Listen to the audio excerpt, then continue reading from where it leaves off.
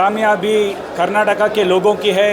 ये नफ़रत की राजनीति को हराए हैं और एक बार साबित हो चुका है कि देश में लोग अमन चाहते हैं, ऐसी सरकार चाहते हैं जो सेक्युलर है, एडमिनिस्ट्रेशन को की तरफ देखें। और ये हार सरासर नरेंद्र मोदी साहब की है। ये बोले मोदी को वोट दीजिए, कर्नाटक बीजेपी के कोई लोग नहीं थे।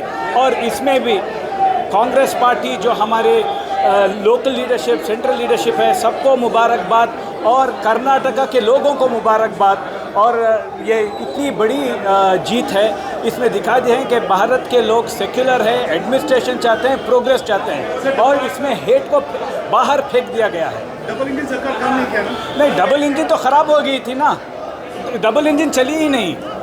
सिर्फ डबल इंजन बसवराज बोम्माई और बीजेपी लीडर्स के, कर्नाटका के लोगों के लिए यह ख़राब इंजन थी।